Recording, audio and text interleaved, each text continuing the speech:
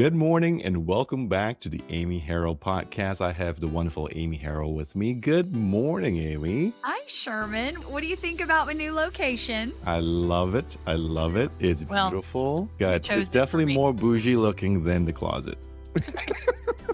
Yes, I have decided to step out of the physical closet and Yes. back to where Sherman pointed me to. It's been almost 2 years ago. You're like, that's where you need to do your Zoom and Mhm. video. And people love it. And it is real. This isn't some weird Zoom It's background. not a fake backdrop. I love it because there's the beautiful backdrop there with greens, like natural colors and texture. It's gorgeous. Yeah. Your idea. Ah, I forgot now that I said that. Okay, so last week we left off the podcast with putting other people's needs first. Yeah. Can you unpack for our audience, maybe just a bit of a refresher, but a bit of a reminder again about why that is so important? It's really important for us if we want to use any type of technology to get people that want to buy our stuff or hire us. I think we talked about this last week, Sherman, that systems run the business, but people run the systems. A mistake that I find in the marketplace is that people put a lot of value on an algorithm going and getting their client base. So I'm going to pay for money, pay these ads, and then they're disappointed when they spend $18,000 and all they've gotten is 8 people on an email list, no one's responding, and they've got a bunch of Mm, people calling wanting to sell them equipment in their industry but not buy their services. That mm, is because the human operating the system, which is us as the owners. And I want to make that really clear because this is not a digital marketer's responsibility. It's our responsibility as the owners to be able to say to the digital marketer, this is what I know about my end user. They really mm. put value on A, B, and C. And I know that because I have done research and I have really paid attention to what they're saying. So, in order for us to get what we want from technology, we have to put people first because that's how algorithms are designed is they put more value on the end user that's going to read our stuff or watch our Fair. video Yeah, fair than point. on Hmm. the person creating it. Hmm. And that makes total sense when it is in the world of Google wanting to satisfy the searcher Mhm. because they don't want to lose that audience, That's right. because that audience will eventually click on an ad That's that it. makes Google money. That's it. Yeah. It's Okay. very important. Okay.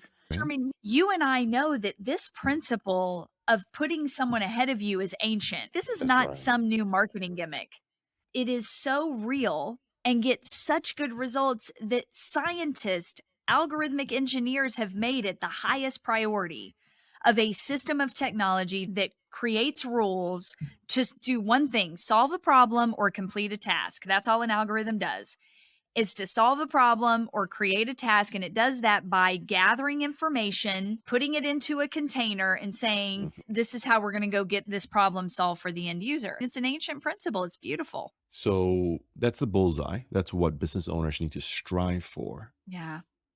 But instead, they Mm-hmm. are not. Mm-hmm. Would you say 99% of your clients miss the bullseye? Yeah, they do. And they do it just in passing because there's Mhm. some really good trainers in the market. One that comes to mind is the Story Brand guy, Donald Miller. I know you're a fan of Story Brand. Mhm. I'm a fan of Donald Miller. I'm not a fan of his formula of Story Brand, and here is why. Because it doesn't get the full snapshot of the end user from the end user. It gets the snapshot of the perception of the end user from the owner or from the From the person that owner's has. perspective, yeah. Yeah, that's right. And that's gray area because we interpret things through our own lens. And so we tend to interpret what we think the end user has said or what we feel the end user wants versus what they actually said they wanted and what they actually Mhm. said was the problem. And so that's where we tend to make the mistake. My clients tend to fall on past experience, or they put all their eggs in the basket of a digital marketer and basically just close their eyes and hope and pray that the digital Mhm. marketers can go get them enough clients to make up for the deficit. And that is not a win-win. The digital marketer is set up for failure, and so is the owner, because the owner hasn't said with certainty, I know this is what they want, and this is the problem they identified to getting what they want. Hmm. In technical speak in my world, Mhm, that sounds like a CRO thing, a mhm, conversion rate optimization practice or mhm, execution, which is mhm. funny because CRO is often not thought about. There's a lot of businesses or consultants, they go, okay, we got a lot of traffic, but we're not converting. That's Now right. we need to implement CRO, Yeah. which goes back to square one of Mhm. what is it that the prospect wants to see That's right. that will help them convert. So Mhm, what you're mhm. saying is the analogy that's running through my head is that whole whisper in a year down the line. Yes. So The person one, we want to know what person one's whisper is, not person 10, what he heard. Person yes, 10 is the business owner saying, I think that's what they want. yes. And you get a garbled message at the end versus That's right. listening to what person one said or whispered. That's right. Yeah, like the phone game is Hmm. really a thing in business. And I'm just saying, "Hey, let's just go straight to the source." And there now it's Hmm. taken me 18 years to figure out the process that gets the information from the source that I can actually translate into a conversion from a system of technology like an algorithm or email marketing or even just good old human to human at a networking event, because what we don't realize is that we're all being trained to interact with humanity because of technology now. And so we've got to Okay. honor the culture. We don't need to necessarily pay so much attention to it that we make it something it's not. But the reality is we have to honor where people are, meet them there first. Again, putting them Hmm. ahead of what we want from them and really listening to what they're saying versus what we think or what we feel or what someone else said. Hmm. Is that a bit of a science or a bit of an art or a combination of science and art? Yeah, it's a combination of a couple of things. Science is definitely there. Also, there is a human behavioral skill set that needs to be attended to, like discipline. So we can't interpret what the person whispered into our ear because we want it to be something different. We have to Hmm. take it just as it's being told to us and make our decisions based off of that, not try to Hmm. manipulate it so we don't have to change. And is that looking at patterns? Because you're not basing it off one person, you're basing off a subset group, That's right. right? That Yes, there are repeated patterns that's for right. from what they're saying. Yeah, that's right. It is pattern driven. It is data driven based on what the group as a whole is saying collectively. Hmm. When we can really dial in on what are they saying collectively, and if it lines up with the integrity of what we actually do or actually deliver, it's a win-win combo, because now we're describing our product to them, not in our words and not in even the keywords found from the search engine, but from their actual keywords as a group. So it Hmm. draws more people in that look like them, which lookalike audiences are the highest value on the internet.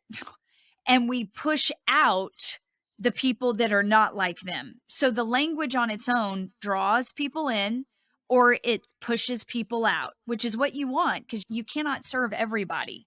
You can only serve a segment of the group. Amy, you're dropping a massive bomb right here. The reason why is because you're saying a lookalike audience is the closest Mhm. to the bullseye, That's right. which the opposite of an industry or a niche. Mhm. It sounds like it's industry or niche agnostic. Basically, a lookalike audience that you want is not a certain profession. It's not a certain niche or Mhm. category. It Mhm. could be a mix, a jumbled Mhm. stir fry Mhm. of different Yeah. types of professions and stuff. Yeah, that's right. Because what that group makes up of is a variety of socioeconomic status, region, demographics. It's a skittle bowl of demographics, Mhm. But what they all have in common is they're going online and they are searching for the same problem in the same way to get relief from, Mhm. and they're searching for the same desired outcome.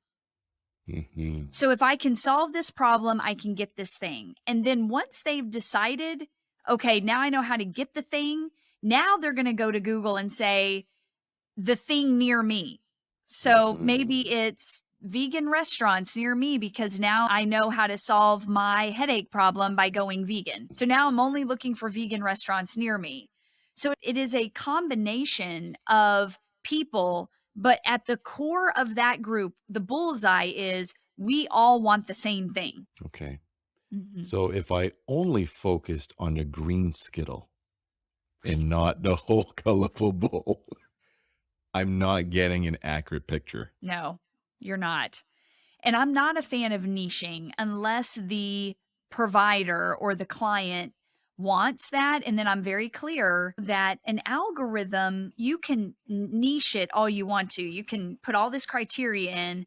But what we don't realize is it then adds its own criteria to that criteria, taking the $1 million, or the million person group that looks so, oh my gosh, there's a million people in this audience down to 10,000 if we only focus Mhm. on the green Skittle. And so Okay. we have to meet people behaviorally. This is why psychographics are so important. And we start with the demographics, which is what someone like you does. You help us get to the demographics. But after that, once someone makes a click, it is our responsibility to lead them to conversion using psychographic data. And that's what we're Mm. talking about here is saying, okay, I might want only CPAs or tax accountants to work with. However, I don't just want them that work with this kind of industry. I'm looking for them based on a common problem and a common Uh, desired outcome. And Now that's my some job as that's the right. owner. Mhm. And that's huge in so many ways Yeah. because I can see the pattern of business owners relying so heavily Mhm. on, like you say, a digital marketer Yep. to deliver the holy grail of here's all your That's customers right. That's and you right. only paid so little for them. That's right. You Yeah, know? you want me to make you all this money, but you wanna pay $500 a month for it, and you're very good at getting these algorithms on the Google side of the world to optimize, which is why Mhm. it took me a year to find someone like you that was really good at what they did for my clients. But the reality is that my clients understand Sherman is on the front end. He's the top of the funnel. I'm responsible for the entirety of the funnel, and the further down a prospect goes, the more expensive those steps become. So I Mm. better be really good at converting them, and I better be really good at what I say I'm going to give them. Otherwise, they're going to bounce and the price is going to spiral up. And guess whose fault that is? Mine, Mhm. not yours, Sherman. I can see even business owners who aren't your clients Hmm. who don't actually even know this entire top of funnel, bottom of funnel, Yep. and their responsibility of it, let alone Mhm. the initial let's lock down what person one is whispering. That's right. That's right. Putting them at the beginning. You see that principle of putting others first throughout all of this conversation. Because if I'm thinking about you first, Sherman, I'm saying, hey, I'm going to set Sherman up for success. Sherman is not responsible for my success. He's Mhm. responsible to me to do his really good work at the top of the funnel. And I'm responsible for all the results, including hiring Sherman. That principle follows this process all the way through, not just on the marketing side, but on the client side, on the partnership side with contractors and vendors. It is a powerful principle that must be attended to, or else you will lose your business. You will. Mm. That's how I lost my first business. It was all about Mhm. Amy. How can I make as much money as I can in the shortest period of time with the least amount of work and money? That is Mhm. dumb. That is the dumbest formula. Fair point. Yet at the Mhm. same time, thousands and thousands of entrepreneurs and business owners are looking for that magic bullet. That's right, and there is not one. You will spend Mhm. your whole life trying to be an overnight success. Mhm. Mhm. So somebody's listening to this and going, they're aware. They're now Mhm. aware and woken up to this concept of, okay, you know what? Let's start from scratch. If I'm going to put others' needs first, Mhm. what does that mean? How can I put skin around this? How That's can right. I actually apply it? What is Mhm. one takeaway that they can chomp on Yeah. and work on? Yeah, that's a good question. And it all starts with research and development from the prospects or the current client's voice, not from our voice. So in Mhm, my work, there's 3 lanes of research, Sherman, but I'm gonna give, I would say, maybe the most valuable in the process. No, mhm, I'm not gonna say that because you have to have the 2. There is a 2 for combo, but I'm only gonna touch on the 1. So if you are going to start attending to others first so that you can then position your product in front of more people that are like them to get what you want from them, which is money, them buying their stuff from you, mhm, then here is one very easy piece of research you can do today. Go through your client base, your current client base, your past client base, and say, who are the people that just brought me tremendous satisfaction? They found mhm, value in what I did and they paid me a very good price for it. And they've sent me other people. They're evangelistic about my work. Who is that person? Okay. Now, what you're going to want to do is go to that group of people within your client group. So here's your client base. Now, dwindle it down to the mhm, most idyllic client and just reach out to them and tell them that you want to learn more about what you did to really help them, that their input mhm, is valuable to you. When you go to them, simply ask them one question. Now, this requires a great deal of discipline. Don't lead them down the path with more questions. And whatever you do, do not interpret what they're saying. Just write down verbatim exactly what they say. And here is the question: if you had to describe what I did for you to someone that does not know me, how would you describe it? mm. That is And awesome. so That is simple. great. But it's Mhm, so profound because what we often do is we go to them and say, "Will you give me a review?" Right? "Will you mhm, give me a review?" So what happens is they talk all about how we made them feel and maybe even what I did, but they can't describe it. In that description, you're hearing where they put the most value. So if they mhm, describe what you did as, he gave me a process. I felt like I was finally given a set of tools. Those are descriptive words that you can now use in content marketing. You can put them on the mhm, front of your homepage, and Google can optimize a keyword, right? Because now we have a description, we don't have a feeling. But mm. that description draws people to the feeling of, I need to know this person. That's right. And I can Mhm. see where that description, assuming that you get the content you need, helps with the on-page content, but it also can lead to that keyword being Mhm. visible Yeah, that will match another person's search. that's right. And so it's an off-page search and on-page conversion or connection engagement type That's right. of lingo. Yeah.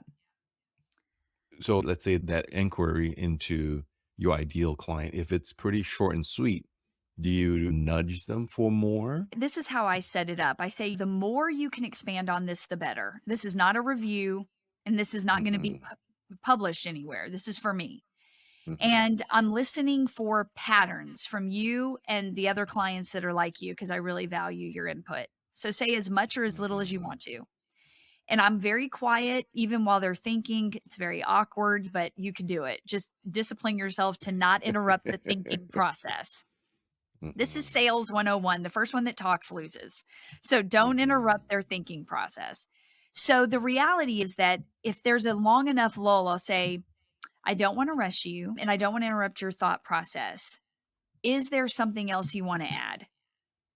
mm, And most often they will say, well, I would, blah, blah, blah, blah, blah, blah, blah, right? And they give us more mhm, information. So it's a really beautiful exchange of data. And then once I've gotten a group of people, And I will tell you, I have had clients that have companies with 3,000 clients in them, Sherman, and they could only find 6 that were ideal. Mm-hmm.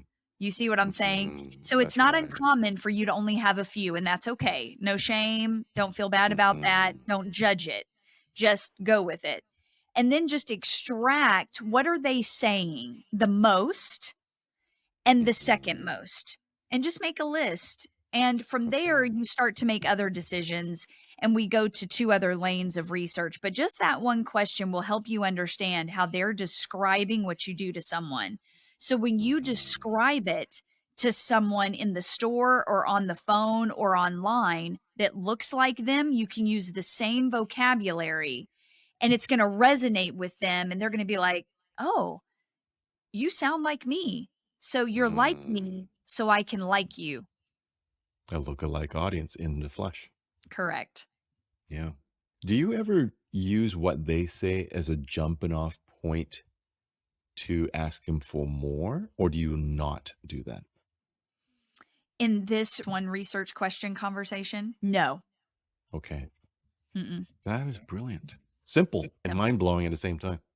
And we don't use Google Docs. It's human to human.